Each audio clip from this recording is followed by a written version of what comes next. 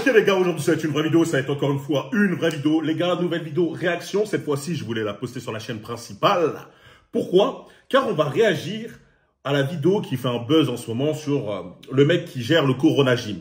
Pourquoi j'ai envie de réagir à cette vidéo-là? Je pense, en tout cas je ne l'ai pas du tout vu donc on va la découvrir ensemble, mais par rapport au titre, qu'il va parler de son ex et de sa relation toxique avec elle. Et c'est plutôt intéressant parce que il me semble que ce gars, je l'ai vu plusieurs fois sur YouTube, parce que là, je regarde du contenu sportif, etc. Et sa meuf, c'était un petit paquet quand même, hein. C'était un sacré paquet. Et ça va être intéressant de voir comment un homme se comporte avec une femme qui est à peu près des 8, 9, 10 sur 10. Parce que souvent des mecs vont voir les hommes vont voir d'autres gars qui vont pas se trouver spécialement ultra beaux gosses, etc. sortir avec des paquets et ils se disent, ah, mais comment ça se fait, etc. Parfois, la réalité, c'est que ces mecs sont des soumis. Parfois, la réalité, c'est que c'est des mecs qui se mettent à plat ventre, par terre. Soumis massé. C'est des mecs comme ça, tu vois. Donc, les frérots, on va voir ça. Je ne dis pas que ce mec, il est moche, etc. Au contraire, je vois que c'est un mec qui a une très bonne mentalité, entrepreneur. Il a sorti sa chaîne YouTube, son Corona Gym, c'est plein de trucs, etc. Il a beaucoup de projets, donc je valide.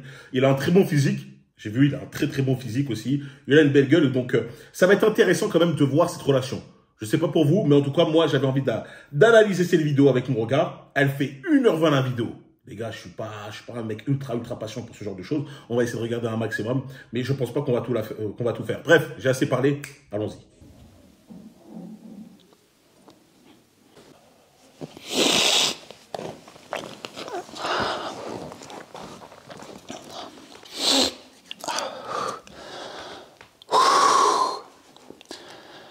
Yo les gars, c'est Barbara de la chaîne Corona Gym, j'espère. Bon, j'ai quand même juste d'arrêter directement.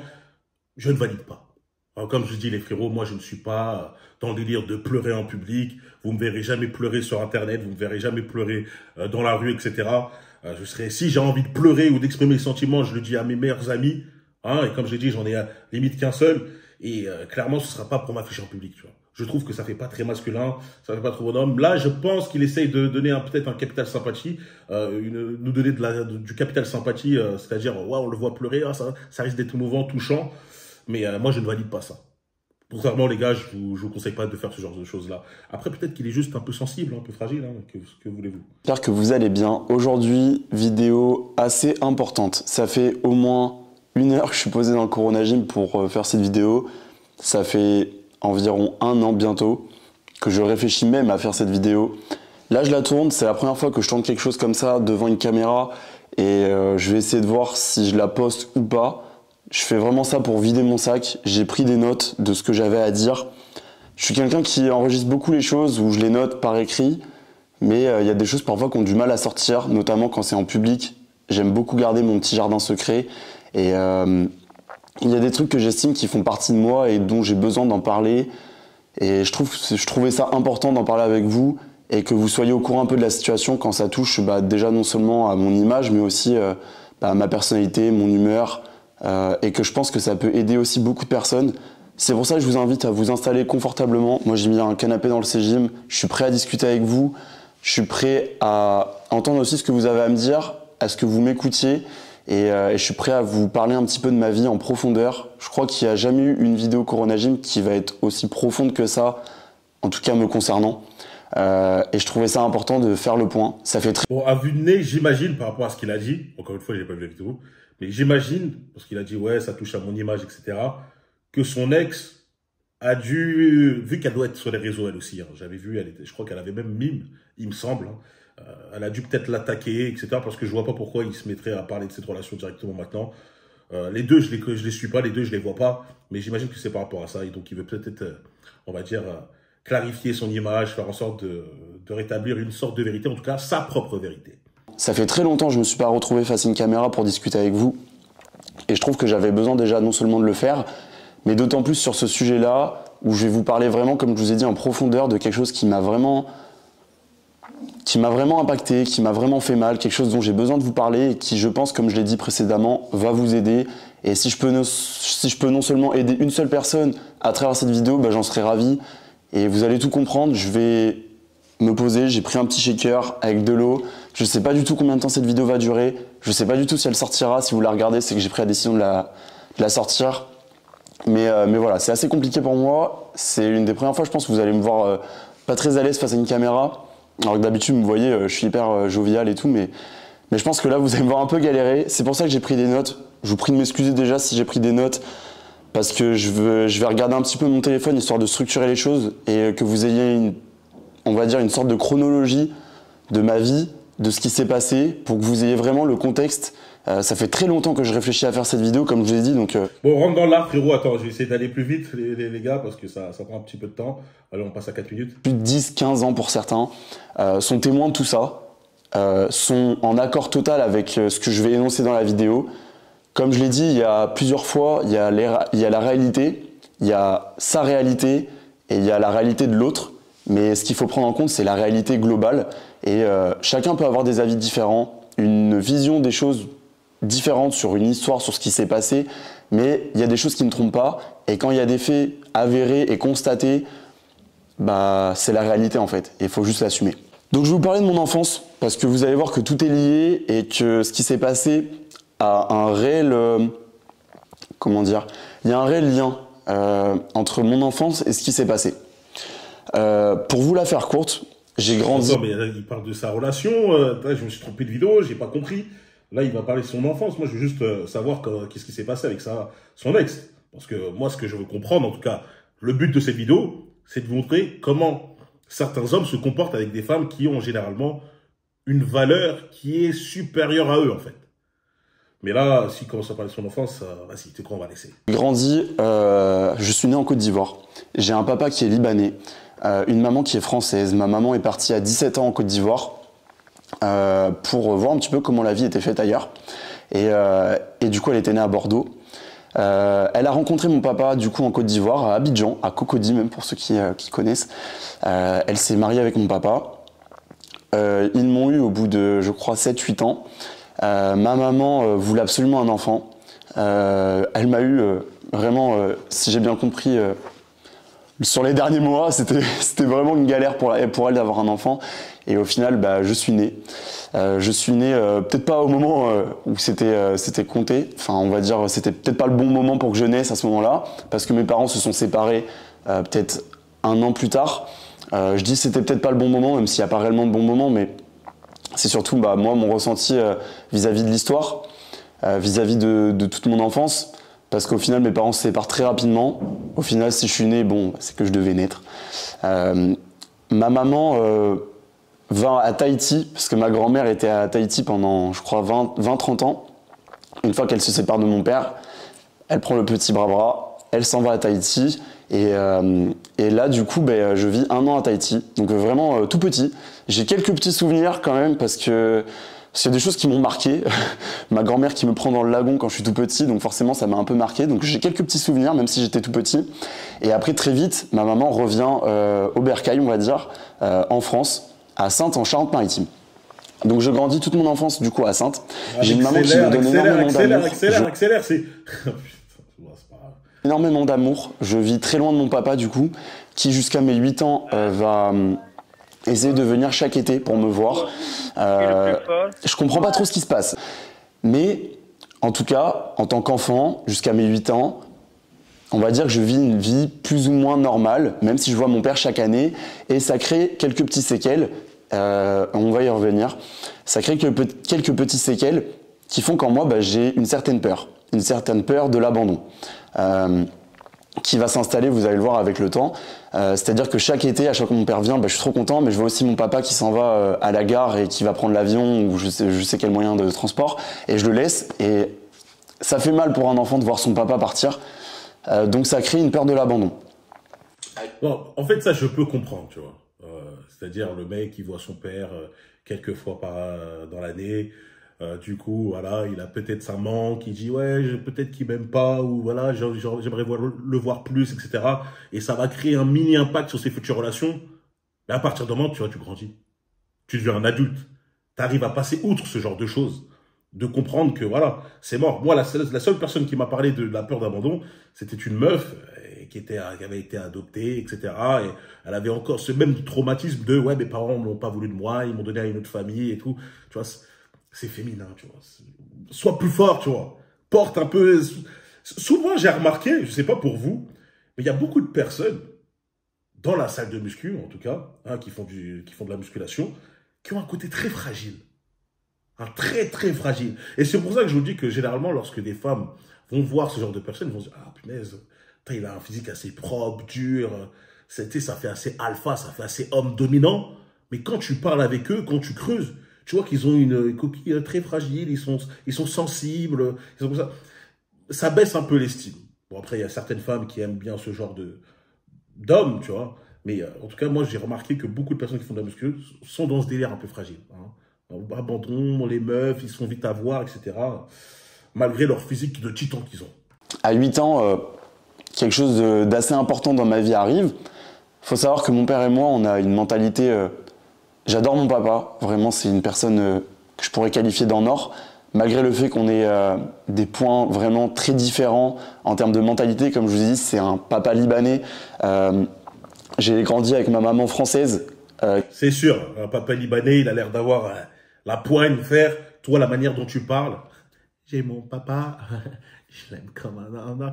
On sent quand même que tu as grandi avec une femme, tu vois. On sent que tu as grandi avec ta mère, voilà, mère célibataire, etc. On le sent, frérot. On le sent. Après, moi, personnellement, comme je te dis, là, c'est la première vidéo où je regarde vraiment de lui. Donc, je sais pas si dans les autres vidéos, il est beaucoup plus... on sent un peu plus de masculinité. Mais là, franchement, la dose de fragilité que je reçois d'un coup, elle est énorme. Qui m'a éduqué avec une mentalité un peu différente de la sienne. Je dis pas que l'une est mauvaise, que l'autre est bonne.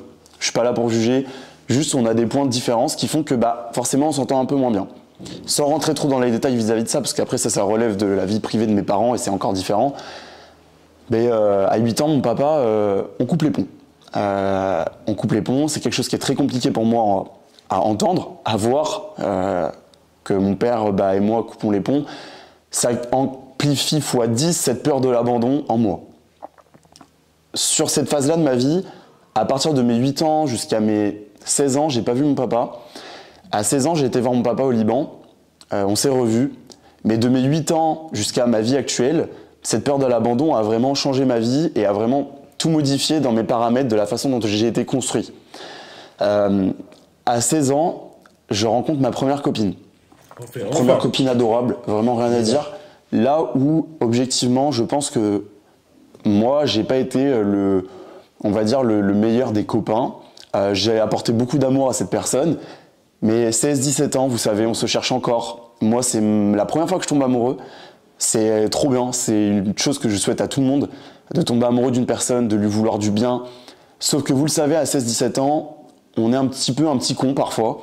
Et ce petit con, quand ta copine elle commence à faire des anniversaires, sortir en boîte pour la première fois, moi je me comportais comme un petit gamin qui commence la muscu en même temps et qui dit « Vas-y, les boîtes c'est de la merde, vas-y machin c'est de la merde, ça sert à rien de faire ça et tout ». Et donc ça devient très vite malsain. Je pense qu'il y en a beaucoup qui se retrouveront dans cette situation où forcément ton premier amour, c'est un peu une phase test. C'est pour ça que les premiers amours, généralement, si on est tout à fait objectif, c'est compliqué de les garder dans le temps parce que on apprend à se connaître à travers ce premier amour, même avec ceux qui suivent, et vous allez le voir derrière. Mais ce premier amour, il est hyper révélateur sur la façon dont on va agir, comment on va grandir, quels vont être nos points sur lesquels il va falloir s'améliorer, sur lesquels il va falloir essayer de rester comme ça. Bref, je me sépare de cette copine, elle me quitte quand j'ai 17 ans, 18 ans, on est restés 2 ans ensemble. Et objectivement, c'est de ma faute. Clairement, j'ai rien fait pour aider les choses. Ouais, bon, y a pas de problème. Là, pour l'instant, je vois pas quelque chose de très grave. Forcément, les premières relations que tu vas avoir vont être, comme il a dit, des relations fast-test. Tu vas sortir avec une meuf, tu vas tomber amoureux, t'es encore, ton cerveau n'est pas encore bien fait. Tu vas agir bêtement, tu vas avoir de la jalousie pour autre chose, tu n'auras pas forcément certaines limites, tu vas pas savoir mettre de bons cadres dedans, etc. Bref, pour l'instant, il n'y a rien d'exceptionnel, oui, d'accord. Aider les choses, il n'y a pas eu de tromperie, il n'y a pas eu de trucs comme ça, mais juste, voilà, un petit gamin, un petit con. Voilà, si je devais parler au Ibrahim de 16 ans, t'étais un petit con. Et c'était mérité qu'elle te quitte. Encore une fois, moi j'arrive à passer outre cette étape-là de la vie. J'arrive, je m'installe à Bordeaux. Et on va dire que début 2021, donc là j'ai 20-21 ans, on commence le Corona Gym sur les réseaux. Donc il se passe 3-4 ans, j'ai grandi, j'ai rencontré des personnes entre-temps, des filles, que des amours. vraiment rien à dire. Pas des filles avec qui je me suis mis en couple, parce que moi, me mettre en couple, je me suis mis que 2 fois en couple. Du coup, c'est avec ce premier amour et ce qui en suit. Mais je suis quelqu'un qui se met pas facilement en couple. J'estime que j'ai mon devoir et mes responsabilités, surtout cette première relation m'a vraiment appris qu'il fallait, il y avait un vrai devoir derrière le mot se mettre en couple et qu'il fallait pas se mettre en couple juste comme ça pour faire plaisir. Il y a un vrai devoir, c'est un autre game encore. Il y a une différence entre coucher avec des filles, faire en sorte que tout se passe bien et faire en sorte qu'elles aient tout de bien pour elles et qu'elles ne manquent de rien, même quitte à les traiter un peu comme ta meuf, mais juste faire en sorte que tout aille bien. Et se mettre en couple. Se mettre en couple, c'est encore une chose différente. Après, ça reste que mon avis, mais moi, je veux que la personne qui soit avec moi dans ma vie, elle ait vraiment tout ce dont elle ait besoin. De toute façon, moi, je vous ai dit, les frérots, plusieurs fois dans les vidéos, moi, je conseille aux hommes d'avoir un maximum de relations. Quand je dis un maximum de relations, je vous demande pas d'avoir la carrière de Manuel Ferrara, mais je vous demande juste de fréquenter un maximum de filles pour vous connaître, pour apprendre surtout à connaître aussi les femmes, pour voir comment vous réagissez, voir à peu près tous les aspects que vous pouvez voir dans les relations, comment vous pourrez en fait tout simplement mieux avec le fait de pouvoir rencontrer énormément de femmes, de fréquenter énormément de femmes, vous pourrez mieux sélectionner celle qui vous correspond. Vous pourrez mieux comprendre celle qui va réellement faire votre bonheur, ou tout simplement mieux dire, ouais, elle, celle-là n'est pas faite pour moi, d'accord, j'ai déjà connu ça sert à rien de retenter, tu vois. Donc, le fait de pouvoir de se mettre en couple que lorsque tu es sûr, c'est une bonne chose, tant que tu arrives à continuer à fréquenter. Je suis vraiment dans ce délire-là, en tout cas. Et qu'elle évolue en bien avec moi, pendant que moi je monte, elle monte aussi avec moi. Et vous allez voir, on va y revenir. Donc, les débuts du Corona Gym, début 2021, enfin non, décembre 2021, pardon. Et à ce moment-là, je rencontre une fille. Je rencontre une fille au début du coup des réseaux du Corona Gym. Excusez-moi, je bois de l'eau. Je rencontre une fille et je me dis, ok, cette fille est jolie, ça se passe bien, elle a l'air cool, putain, tout est nickel. Je me dis, putain, c'est pas possible quand même de voir que tout se passe bien avec une fille. Et forcément, t'as 21 ans, en plus, il y a une grande différence d'âge avec cette personne. Je me dis, putain, trop bien, genre, trop cool. J'ai peut-être trouvé quelqu'un qui me correspond, plus âgé, mais qui me permet aussi de voir que ma vie actuelle avec les réseaux Corona Gym, ce que j'entreprends et tout, me montre que peut-être... Les gars, faut dire la vérité. Souvent, lorsqu'un homme sort avec une femme qui est plus âgée qu'elle, la femme a une emprise sur lui. Surtout si elle est belle. J'ai moi-même vécu cette expérience-là. Je vous dis la vérité. C'est l'une des expériences qui m'a le plus changé. C'est justement sortir avec une femme que tu trouves extrêmement belle, qui est plus âgée que toi, qui a plus d'expérience, et donc elle va facilement essayer, même parfois essayer de te façonner dans la façon dont elle aimerait te voir, dans la façon dont elle aimerait tout simplement que tu sois. C'est-à-dire, elle va dire, ouais, moi j'aimerais bien que tu agisses comme ça, c'est comme ça, c'est comme ça, c'est comme ça. Et toi, vu que tu as des sentiments pour elle, vu que tu la trouves presque exceptionnelle et qu'en plus elle a certains critères que toi tu rêves d'avoir chez une femme, tu vas t'adapter à elle. Sauf que ce genre de relation ne fonctionne réellement pas, en fait. Parce que la place de l'homme, c'est la place de l'homme. La place de la femme, c'est la place de la femme, tu vois. C'est à l'homme d'avoir les rênes dans une relation. Que vous vouliez ou non. Que les danseuses de Zumba, qu'elles disent, mais non, mais c'est comme ça. Quelque part, elles-mêmes, elles savent que elles veulent un mec qui est capable de contrôler. Tu vois. Si c'est elle qui contrôle, au bout d'un moment, ça va craquer. Alors, ça sera peut-être pas dans les 6 prochains mois, peut-être pas dans la première année, mais en tout cas, croyez-moi que ça va casser. Peut-être, effectivement, je dois plus m'orienter personnellement avec quelqu'un de plus âgé qui va peut-être comprendre plus mon statut actuel, de comment j'évolue et qui va comprendre le travail dans lequel je suis, le contexte social et tout ça. Et je me dis, ok, peut-être c'est une bonne idée, peut-être ça va être une bonne expérience. Et du coup, pour la deuxième fois de ma vie, je me remets en couple. Je suis là, ok, trop bien, début des réseaux, tout commence à péter, je me mets avec cette personne, ça marche bien. Franchement, limite on se pose la question, on se dit, mais est-ce que tu as des défauts réellement? Est-ce que... Je me rappelle lui poser la question, de dire, mais en fait, c'est trop bien, entre nous deux, j'ai l'impression que t'as pas de défauts. J'ai l'impression que t'es parfaite et tout. Lui c'est un cœur d'artichaut, tu vois. C'est un cœur d'artichaut, je vois le délire. Est-ce que t'as des défauts et tout? Il était vraiment à fond sur elle. Il devait la kiffer physiquement, etc. Mentalement, il devait presque, en fait, tout simplement, balayer tous les défauts qu'elle a. Bien sûr qu'elle avait des défauts. C'est juste que sur le moment, il a enlevé ça. Il se mettait des œillères. C'est un amoureux. Mais je peux pas le plaindre, il a 21 ans. Il avait 21 ans. Donc, c'est l'âge, en fait. Ça va être encore une fois une relation qui va le façonner. Mais en tout cas, vu le titre de la vidéo, là, on n'est toujours pas dans ça, ça va le façonner à la dure. Hein, parce que le S, ou le S-word plus vol, menace, etc. Bref, ça risque d'être compliqué. Allez. Tout va bien. Et du coup, ça te met dans un espèce de climat de confiance. J'espère que certains comprennent là où je veux en venir. Mais de toute façon, ceux qui comprennent pas, je vais dire les choses cash et vous allez voir.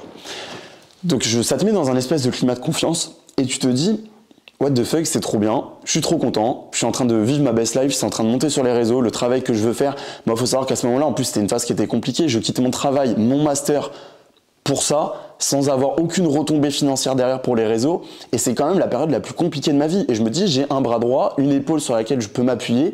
Et je me dis, putain, trop bien, je suis hyper bien entouré. C'est une période qui est très compliquée. Et comme je dis, je quitte tout et je me dis, waouh, la vie est en train de me réussir, je suis trop content. Donc, forcément, les premiers mois, c'est archi bien, tout se passe bien. Et c'est à se demander, limite, si c'est pas trop. Il y a tout qui est bien. La sphère personnelle, tout va bien. La sphère intime, tout va bien. Sur tous les plans, c'est bien. Des cadeaux, des surprises à foison.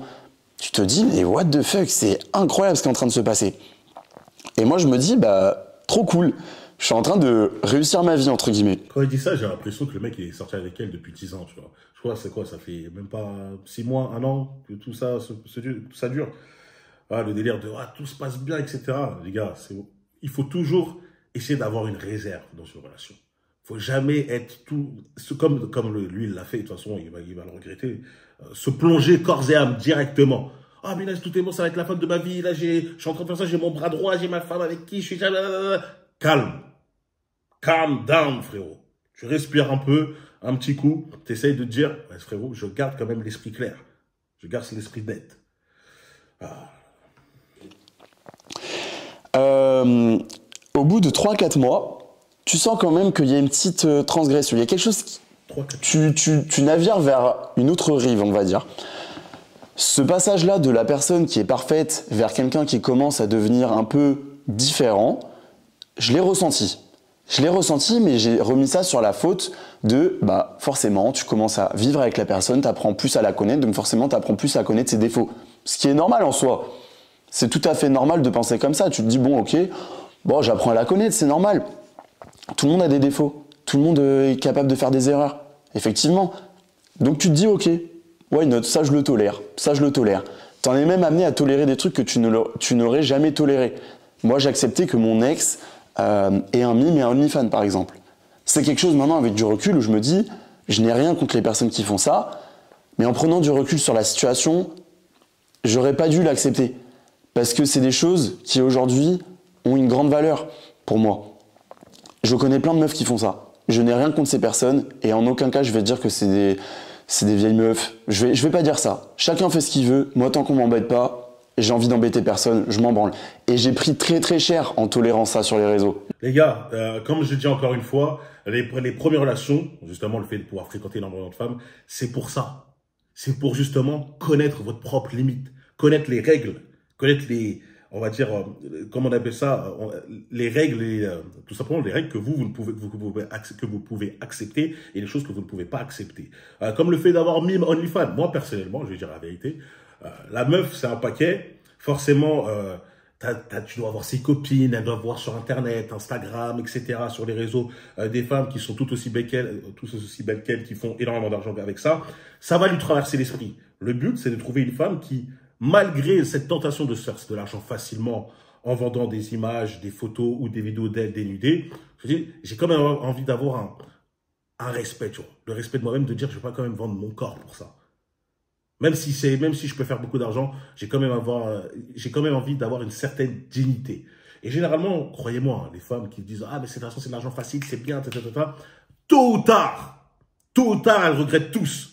On a l'exemple même avec la meuf, la Mia Khalifa, l'actrice X, qui à la fin dit arrêtez de me rappeler mon passé, arrêtez de me... Écoute, t'as été connu grâce à ça, donc on va te le rappeler jusqu'à qu'il le faut, tu vois. Autant qu'il le faudra. Donc là, au bout d'un moment, c'est toujours alléchant, ce genre de choses, mais c'est comme un pacte avec le diable. C'est quelque part, tu vas te dire, il y a toujours un vieux mec ou n'importe mec que tu peux croiser dans la rue qui a une photo de toi, les seins à l'air, les fesses à l'air, etc. Qu'importe que tu dises, je mets du soft. Les gars, c'est chaud. Ça reste chaud. Donc voilà, au moins, le mec, il a été assez lucide pour se dire que j'ai accepté ça par amour. Hein, et par amour, il s'est dit, vas-y, j'ai accepté ce comportement-là, peut-être même le meilleur ami gars, pour certaines autres personnes, le fait de dormir chez les trucs, sortir toute seule en boîte, etc. Bref, il a accepté tout ça par amour, encore une fois. Maintenant, il sait qu'il ne le fera plus jamais. Plus jamais, comme il le dit. Moi aussi, hein, j'ai absolument rien contre une femme qui a un OnlyFans. Elle fait ce qu'elle veut. Je me dis juste que, même si je te trouve archi fraîche, super belle, la mentalité qu'il faut que tu as pour tout simplement avoir son OnlyFans va se faire baisser tellement de poids dans mon estime que voilà, je me dirais pas que je me projetterai pas dans une relation avec toi. Ça n'empêche que je peux discuter avec toi, on peut rigoler, on peut sortir, etc. Mais je me dirais pas, ouais, avec elle, je vais faire du sérieux. Non, c'est impossible. Non, moi, ma meuf, il y a d'autres mecs qui ont des photos d'elle dénudée, elle est en train de faire des trucs privés. Non, impossible. Même si, mais c'est que des messages, c'est que du Internet, c'est que du virtuel. Ouais, non, pas pour moi. Je laisse ça pour vous. Les réseaux. J'ai pris extrêmement cher, jusqu'à même essayer de revaloriser cette personne pour essayer de remonter son estime aux yeux des gens. C'est là où ça devient bizarre. Donc forcément, j'ai accepté plein de choses et je me dis, ok, c'est pas grave. Accepte, putain, t'as une personne en or en face de toi quand même. Vous comprenez un peu le cheminement dans lequel j'évolue. J'essaie de vraiment vous remettre dans le contexte. J'essaie tellement de vous remettre dans le contexte que j'ai mis le t-shirt Corona Gym Off, le premier t-shirt Corona Gym Off que j'ai créé de l'histoire. Je me suis dit, je vais le remettre pour la vidéo. Je l'ai retrouvé tout à l'heure dans mes pyjamas. J'ai dit, il faut que je le mette celui-là. Et là, j'ai noté cette phase-là. J'ai marqué du bonheur à l'enfer. Pourquoi du bonheur à l'enfer? Commence à venir des conversations un peu plus poussées avec cette personne. Sauf que dès que ça va pas, je commence à sentir que c'est moi le problème. Je commence à sentir qu'on me fait comprendre que j'ai un problème. Je me dis, c'est bizarre quand même. Genre, je suis en train de monter un truc de fou à côté et on me dit que je suis un connard. On me dit, ouais, ferme ta gueule. Des trucs, moi, j'ai pas l'habitude qu'on me parle comme ça. Dites-vous que moi, j'ai grandi, comme je vous disais, avec ma maman. C'est pour ça que j'ai voulu vraiment recontextualiser les choses. J'ai grandi avec maman qui m'a apporté tout le temps énormément d'amour. C'est-à-dire que ma mère, dès que je la vois, elle me chope comme ça. Elle me prend, elle me fait 10 000 bisous. Et même mon père, malgré cette distance et toute cette séparation qu'on a eue, mon père, quand je le vois, me donne aussi beaucoup d'amour. J'ai pas été un enfant qui manquait d'amour.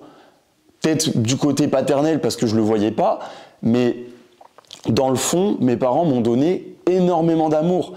Et quand on commence à m'insulter, des ta gueule, des ah, t'es un petit connard, je dis ok, putain, c'est bizarre. Là, on arrive dans ce que moi je cherchais à vous montrer par rapport à cette vidéo-là. Les frérots, dès lors que vous allez accepter, ne serait-ce qu'une petite insulte, hein, là, lui, ça part direct en ta gueule, connard, je sais pas quoi. Moi, c'est juste, ouais, mais ferme-la. Même ferme-la, tu le dis pas. Si vous acceptez ça, ça va jusque s'amplifier. À la fin, ça va dire quoi? Ça va insulter ta mère, ça va insulter ton père, ça va insulter ta sœur, etc. Les gars, vous ne devez jamais laisser passer ne serait-ce qu'un petit truc comme ça. Et toutes les petites filles, là, parce que je les appelle, c'est des darons qui ont une mentalité de petite fille qui vont dire « Non, mais ça rajoute du piquant au couple, ça rajoute de trucs, etc. » Non, les gars, il y a du respect. Il y a du respect. Il y a une limite, il y a une ligne à pas dépasser. Et lorsque vous la dépassez et que vous laissez faire, croyez-moi que ça va être, comme il a dit, hein, le début de l'enfer. Parce que ça va aller qu'en s'empirant. Hein, ça va pas commencer à dire, ouais, bon, j'accepte ça par amour, j'accepte de me faire traiter par amour. Non, mais elle le recommence. Si je lui explique, vas-y, s'il te plaît, la prochaine fois, insulte pas ma mère, parce que quand même, je l'aime et tout. Elle va s'arrêter. Non, elle va continuer. Là, directement, c'est, oh, à qui tu parles? Tu parles à qui comme ça? Plus jamais de ta vie, tu dis ça. Si elle commence à dire, si, vas-y, prends tes affaires, barre-toi. Je veux plus jamais te revoir. C'est direct. Instantanément, les frérots. Après, encore une fois, je le plains pas. C'est ça, il était jeune. Et ça va être, c'est encore une fois une expérience. Il est assez malin pour avoir appris de ça. Mais voilà, je le dis pour vous, hein, ceux qui, même parfois, il y a des mecs qui regardent cette vidéo qui vivent cette situation. Si vous avez laissé passer ça, vous dites direct, vous la remettez, vous la recadrez. Et si elle dit, ouais, c'est trop tard parce que tu as déjà laissé passer ça plusieurs fois et elle veut continuer, vous arrêtez la relation. Les gars, on est des hommes. Hein. Faut être assez fort pour pouvoir quitter une femme même si on l'aime. Même si tu l'aimes de tout ton cœur, il y a parfois des moments où tu dois savoir partir. Parce que tu sais très bien que ça ne fonctionnera pas. Même si tu l'aimes, même si tu es en sang, même si tu vois que les bons côtés. Hein. N'oubliez pas que le cerveau, il est fait en sorte de rappeler que les bons souvenirs. Lorsqu'il y a un truc, lorsque vous quittez une femme. Ou voilà, n'importe qui. Vous ah, punaise, c'est vrai qu'elle faisait ça, c'est vrai qu'elle était comme ci, comme ça, comme ça. Essayez d'être assez malin pour vous rappeler quand même pourquoi vous voulez partir quand même. Pourquoi vous êtes retrouvé dans cette situation où vous n'êtes plus avec elle? Parce qu'elle a quand même fait ci, ça, ça. D'accord? Ne vous laissez pas perdre par votre cerveau. Soyez plus fort que ça, maîtrisez-le. Donc, encore une fois, ne laissez jamais passer ne serait-ce que tes petits actes. Et encore pire, là, c'est des mots. Hein. Lui, je sens que ça va passer au physique. Parce que vu comment il s'est aplati par rapport à ça, bah, comme je dis, ça s'empire et ça va commencer avec une bousculade. Pourquoi pas une gifle, voire pire. C'est bizarre. Mais tu te remets toujours en question et cette personne ne fait pas en sorte que tu essayes de comprendre aussi les choses. Donc tu te remets en question. Tu te dis bon ok, j'avoue peut-être que c'est moi qui ai merdé et que le ta gueule au final, je le mérite. Et c'est là que tout bascule et que tu te dis, enfin tu te le dis pas réellement, mais en prenant du recul maintenant sur la situation, tu te dis ok, c'est là que c'est parti en couille. Et c'est à ce moment-là que j'aurais dû me barrer. Sauf que tu es tellement attaché à des points qui t'ont fait plaisir au début que tu te dis je reste. Et c'est là la merde. La merde, je peux vous assurer qu'elle commence ici. Vous allez voir que vraiment, quand je vous parle de merde, vous allez voir dans quelle merde je me suis enfoncé. Mais ce qui est drôle, c'est que vous avez quasi rien vu. Il y en a beaucoup qui ont capté certaines choses à travers les vidéos. Et même maintenant, aujourd'hui, vous pouvez retourner sur les anciennes vidéos Corona Gym. Et il y a certains trucs qu'on peut capter, parce que forcément, les vidéos en témoignent. Et il y a plein de gens dans les commentaires qui me disaient fais attention. Mais moi, j'étais là, peace and love, ça va bien se passer. Tranquille. Et puis dès que ça va pas, t'as un cadeau, t'as une surprise. Donc ça te remet en confiance. C'est tout le temps comme ça. Faut savoir qu'à ce moment-là, du coup, je crée les sociétés Corona Gym. Point très important que je vais aborder. Je suis très ami avec le responsable de Honor. D'ailleurs, merci beaucoup à lui, Norman, responsable Honor à Lyon. Je me lie d'amitié avec lui. Il voit dans quel contexte j'évolue. Il voit que le C-Gym, ça marche super bien, que je suis en couple. Lui, il voit un peu la partie émergée de l'iceberg et il me dit, bon, ok, t'as l'air de te sentir bien avec ta meuf, c'est cool, t'es en train de créer les sociétés Corona Gym, mais il faut savoir que cette fille-là, pardon, vraiment, genre c'est compliqué de parler comme ça à la suite, sans boire. Il me dit, t'as l'air d'être bien, et il me dit, ok, tu veux créer la société Corona Gym, il faut savoir que cette fille-là voulait faire partie de la société Corona Gym. Ne jamais accepter ça. Ne jamais accepter ça, les gars. Hein? Ça, c'est... Là, en fait, tout ce qu'il dit, c'est marrant. C'est pour ça que je vous ai parlé, encore une fois, dans l'une de mes vidéos, de l'axe. Alors, pour ceux qui connaissent l'attaque des titans, etc., l'axe, c'est quoi l'axe? C'est le fait que tous les hommes vivent la même chose. On vit tous la même chose. On a tous vécu les mêmes problèmes. On a tous rencontré les mêmes obstacles. Surtout avec les femmes. C'est littéralement ça. Lui, lorsqu'il parle de ça, il me rappelle encore une quinzaine, une vingtaine de consultations de mecs qui étaient dans la même situation. Alors c'est pour ça que je vous dis encore une fois, et ça c'est pas pour les dénigrer, mais la plupart des femmes ne sont pas originales. Hein. Il n'y a pas d'originalité en elles. Hein. Il y a véritablement un pattern chez elles. Elles se comportent quasiment toutes de la même façon. Il y a juste quelques, on va dire, idéologies qui vont changer, mais concrètement, elles ont le même comportement. Et ça, encore une fois, le délire de tu commences à fonder une société, tu travailles, tu es là, etc. Il y a ta copine, forcément, toi, tu as un petit cœur d'artichaut, surtout lui, comment il est, il était vraiment à fond dedans. Elle va te dire, mais bébé, t'as vu, main dans la main, pourquoi je rentrerai pas dedans, vas-y, on s'associe pas, on va pas s'associer ensemble, etc. Ça peut être cool et tout. Et toi, tu es là en mode, j'avoue, je sais pas. Alors que tu sais très bien que là, ça se passe mal avec elle, qu'elle te domine. Mais quelque part, tu sais que lui, il a dit, ouais, elle me fait deux, trois cadeaux, donc j'oublie très vite. Voilà, ne jamais accepter. Hein, vous créez votre société tout seul. Tout seul. Moi, je suis contre les couples qui créent leur société ensemble. Ça ne se termine jamais bien. Hein, et ne m'en sortez pas. Ouais, mais moi, l'exemple de le truc que j'ai vu, là, ma cousine, de ma grand-mère, de je sais pas quoi, ils sont ensemble depuis. On s'en fout. Vous connaissez la phrase, l'exception confirme la règle. Voilà, vous me parlez d'exception, moi je vous parle de la règle en général. C'est comme ça qu'on développe une pensée. Donc concrètement, généralement, ça ne fonctionne pas, les délires de trucs avec sa copine, sa femme. Parce que lorsque vous n'êtes plus ensemble, vous divorcez ou vous vous séparez, frérot, c'est la guerre. C'est la guerre pour les parts, c'est pour ci, c'est pour ça, je récupère ça, nanana. Frérot, crée ta société tout seul. Littéralement tout seul. Sans avoir rien sacrifié de son côté. Il y a de l'amour dans tout ça. Moi, je me dis, ok, bonne idée, tu vas pouvoir m'aider. Et ce Norman m'aide en me disant, gros, pas de souci, tu veux travailler avec elle, juste sépare les sociétés. Crée une société pour les vêtements, là où elle pourra travailler avec toi. Crée une société pour les réseaux, Nutrimuscle, les garçons, les contrats, tout ce qu'on est en train de créer à côté. Il faut pas mélanger les deux. Même s'il y a de l'amour, ne mélange pas les deux. Et merci de m'avoir ouvert les yeux à ce moment-là, parce que je m'en serais mordu les doigts après Très si bon j'avais conseil. fait ce qu'elle voulait et ce que moi, à ce moment-là, Le mec lui a sauvé la vie, hein, frérot. Il lui a sauvé littéralement la vie. je pensais de juste. J'ai créé cette deuxième société en mettant des clauses, en bombardant les choses pour ne pas avoir de problème. Et je me dis, ok, j'ai peut-être bien fait de faire ça. Tout ce qui suit après, c'est que j'évolue avec cette personne et en fait, j'ai l'impression que cette relation, c'est un entonnoir. C'était trop bien au début et ça se referme petit à petit. Ça se referme, ça se referme, ça se referme. Jusqu'à un moment où je vais chez ma maman et je me sens fatigué.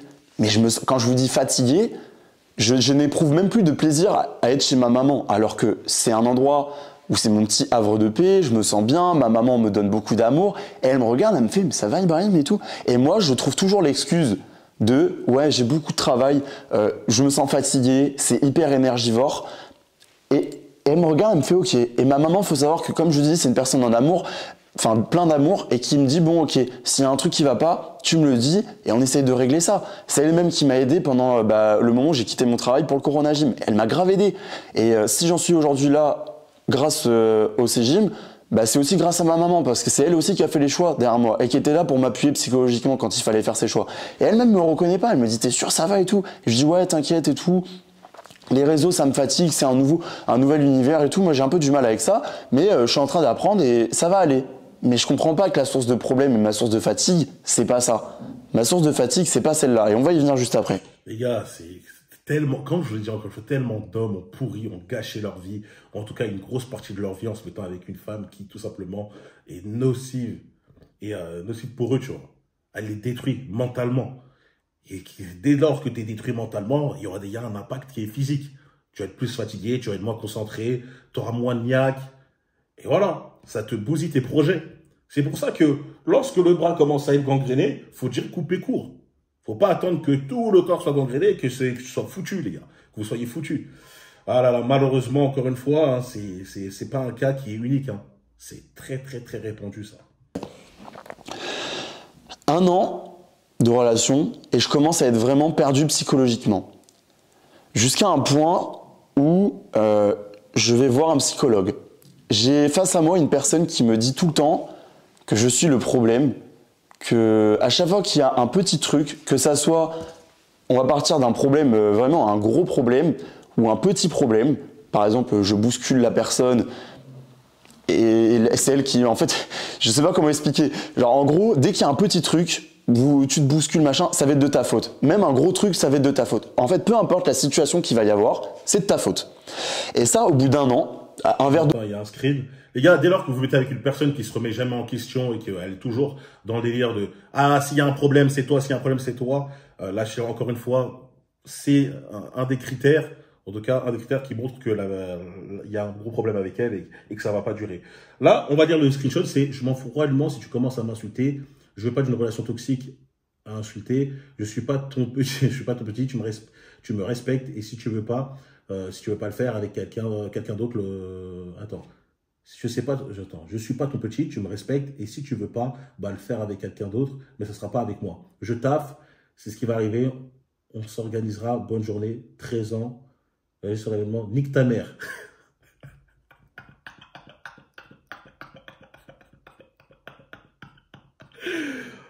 Ah, t'imagines, ta meuf te dit, tac, tac, tac, elle insulte ta daronne, elle insulte ta mère, et lui là, depuis tout à l'heure, j'entends, oui, ma mère, elle me donne tellement d'amour, c'est grâce à elle. Ma mère, c'est le cadeau divin, etc.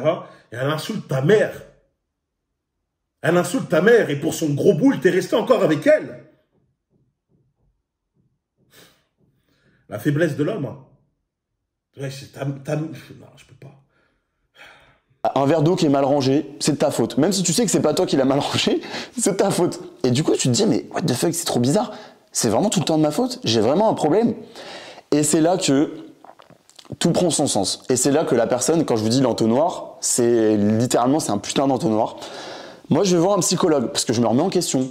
Je vais vous dire la vérité, tu vois. Les femmes savent à qui parler comme ça. Les femmes savent à qui faire ce genre d'acte. Insulter, frapper, etc. Elles le savent. Il y a certains, elles vont, pour certains mecs, jamais elles n'oseraient agir de cette manière-là. Car elles savent le caractère du gars. Elles savent comment le mec va réagir. Je dis pas que le mec va lui mettre un coup de coude, une descente de coude, un high kick, un low kick. Non, rien à voir. Elles savent juste que le mec va vite lui dire, c'est fini, boum, tu disparais, il va t'oublier d'un claquement de doigts. Elle savait très bien qu'elle pouvait l'insulter. Je suis même sûr qu'elle peut... Là, à ce partir du moment, elle est là, elle te reproche tout et n'importe quoi. Bien sûr, moi, je sens que la gifle va arriver. À un moment, elle va lui mettre une gifle. Mais en tout cas, je sais qu'elle peut se dire qu'elle va le gifler et que lui va quand même la prendre, la gifle, et lui dire merci. Merci, c'est peut-être ma faute. Et il va voir le psychologue. Quoi. Le psy. Le mec qui va te faire...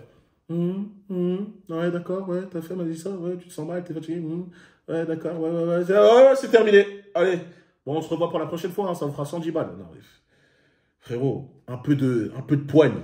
La manière dont tu parles, je te jure que je sens que tu as été élevé trop en mode fils à maman, tu vois. Il te manque un peu de puissance, malgré le beau physique que tu as, parce que ça, on sent que tu es un mec qui s'entraîne dur, etc., mais ça ne suffit pas pour combler les lacunes de la masculinité que tu as. Et je dis, mais tu veux pas venir avec moi peut-être que toi aussi, tu as des choses à régler et tout. Non, tout va bien, moi j'ai pas de problème et tout. Un deuxième screen, attends, tu m'as dit d'aller voir un psy, j'y vais, je fais des efforts. Il a 21 ans ou 22 piges, il part voir un psy. Les gens, soyons sérieux. Donc, si on passe un mardi d'un Ibrahim qui, je cite, ferait tout pour sauver la relation, à un Ibrahim le samedi qui dit « C'est mieux qu'on se sépare, j'ai ta raison, alors je veux pas de ça. Je sais pas si c'est de la bipolarité, mais non merci. » Pas du tout, tu me dis que je fais pas d'efforts alors que j'en fais, c'est tout, ouvre tes yeux à un moment. Waouh, mais alors vraiment, t'as donc rien compris. Ça, c'est un effort, PTDR.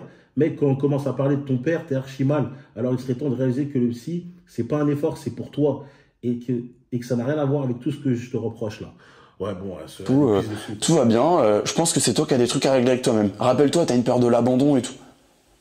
Et là, tu te dis, c'est que tu te dis, mais putain, qu'est-ce que j'ai été con. Tu te dis, ah ouais, j'avoue, elle a peut-être raison. Encore une fois, les gars, ne jamais raconter son jardin secret à sa copine.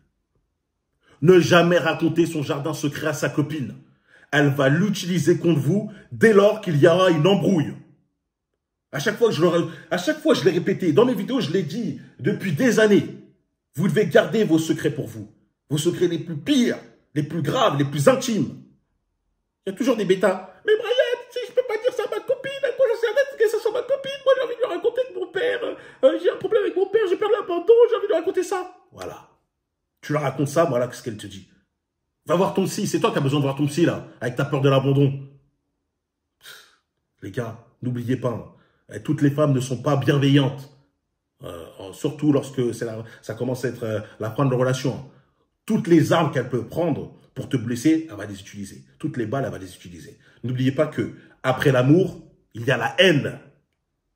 La haine. Et t'inquiète pas qu'elle sait où taper, où ça fait mal. Surtout lorsque toi, t'as été une pipelette. Blablabla, moi j'ai peur de ci, moi j'ai peur de ça. Moi on m'a fait ci quand j'étais jeune, moi on m'a fait ça. Elle note, hein. Ah oui, c'est bien, oh, j'aime que tu me racontes tout ça, c'est bien. Dès qu'il y a une embrouille, ça tombe, boum, elle te ressort tout ça en pleine face. Et après on me dit, mais je savais pas. Les gars, soyez pas dupes. Elle a peut-être raison, j'avoue. Du coup, bah ouais, faut que je règle ma peur de l'abandon. Quand on s'embrouille, ouais, mais c'est parce que t'as ta peur. T'as ta peur de l'abandon. En fait, tu t'es... Sans me faire insulter. Il est fragile, ce mec. Il est fragile.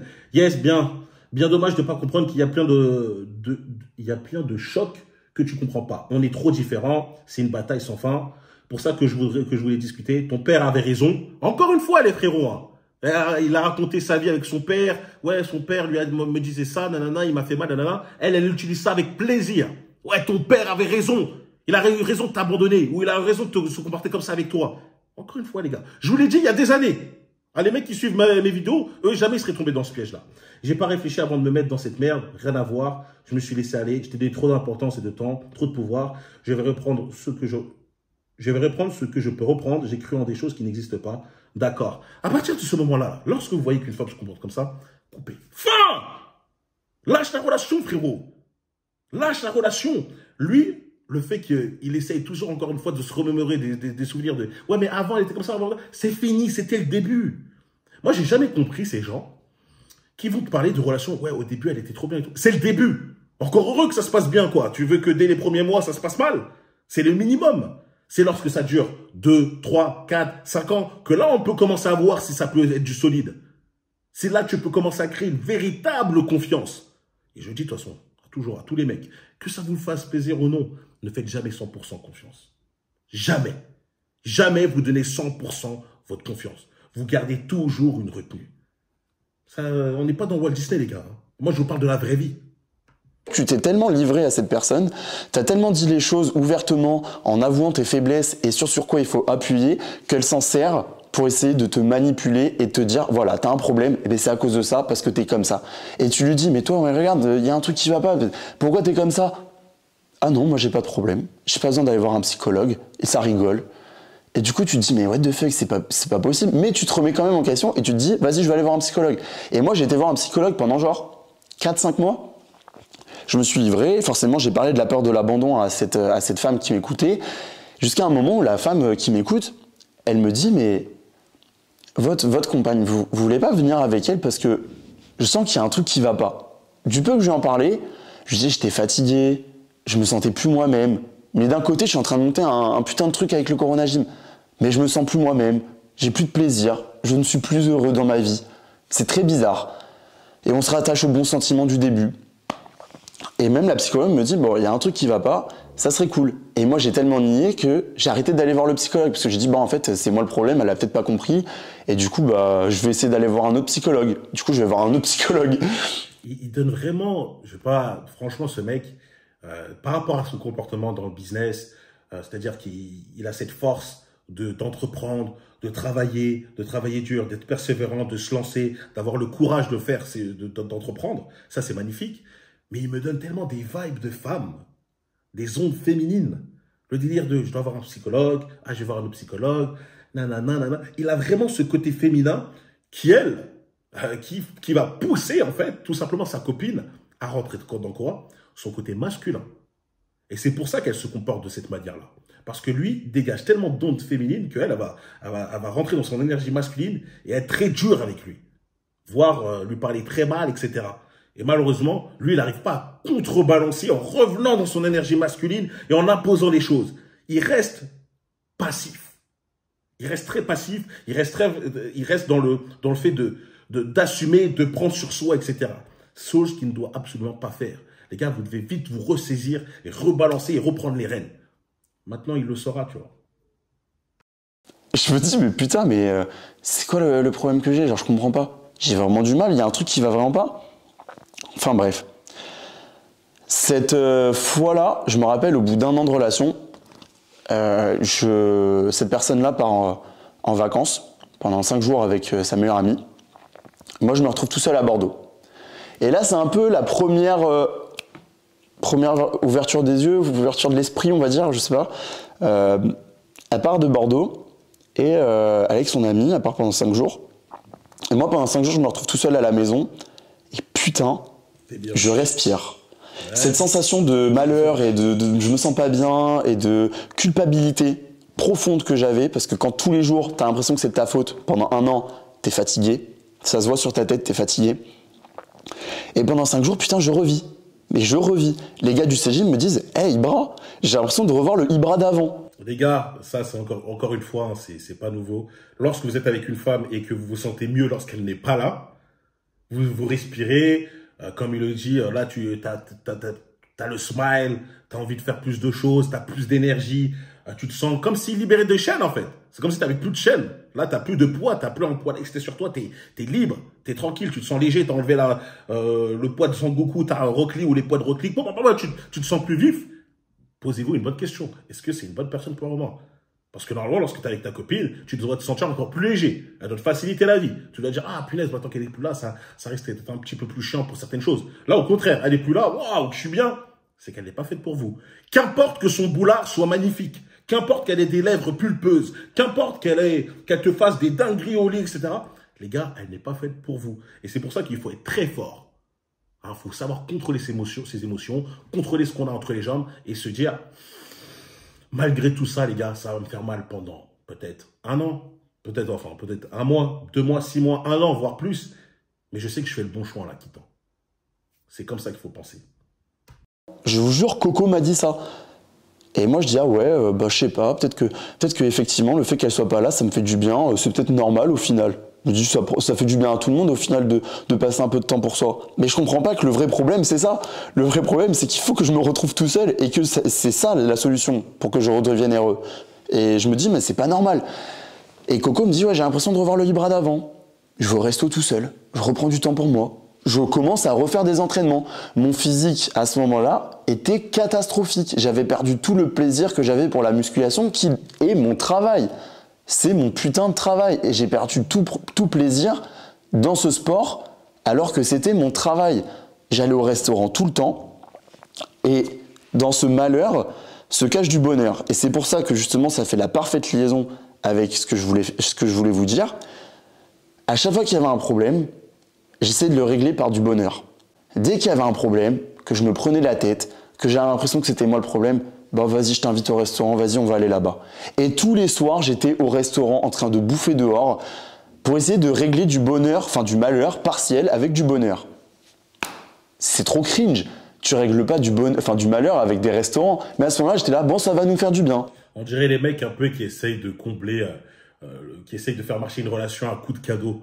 Ça marche pas très bien, bah vas-y, je t'offre ce cadeau, vas-y, je t'offre ci, viens, on part en vacances, viens, ça va nous faire du bien de partir à Marrakech, ça va nous faire du bien de partir aux îles Canaries, ça va nous faire... J'en ai vu tellement de couples comme ça, qui essayent tout simplement de sauver, soi-disant, leur peu de relations, hein. Leur relation, elle est explosée par terre, hein. C'est des disputes de partout, mais ils essaient de sauver en voyageant, en se disant que si on va dans un autre cadre, là où il fait beau, là où il y a du bon truc, etc., ça va être bien. Non, parce que au final, vous allez revenir. Hein, les vacances, ça dure pas toujours, ça dure pas toute la vie. Au final, vous allez revenir dans le même environnement que vous êtes de base, chez vous, et ça va repartir. Les gars, cette vidéo, elle est déjà assez longue comme ça. Franchement, j'ai bien aimé. Là, j'ai noté là où on s'est arrêté. Dites-moi si vous voulez que je continue cette vidéo pour directement balancer une partie 2. Parce que sinon, là, 1 heure de vidéo, je n'ai pas envie que vous dormez, vous allez dormir, que vous dormez tout simplement devant. Donc, franchement, j'ai bien aimé. Je sens que je vais faire la partie 2 directement ensuite. Et je vais la mettre en 2 parties. Comme ça, ça sera pas trop dur de regarder tout d'un coup. Bref, en tout cas, on va faire ça. Pour la partie 2, ça va être donc pour la prochaine vidéo. N'hésitez pas à me dire en commentaire si vous avez déjà vécu une relation similaire à ce qu'il a vécu. Ibrahim, si j'ai bien retenu son prénom. Dites-moi en commentaire, écrivez le mot for real pour me dire que vous avez vu la vidéo jusqu'à la fin. Et tout simplement, n'oubliez pas de vous abonner, liker, partager. De me retrouver sur mes réseaux Instagram, Slow School, là où tu peux tout simplement te former en véritable homme alpha. Lien dans la description. Pour ceux qui ont peur, il y a la communauté gratuite. Vous checkez pour voir ce que je propose entre guillemets dans le school. Et sur Patreon, on parle vrai, on parle cru. Je vous parle des vacances que j'ai passées et des femmes que j'ai fréquentées là-bas.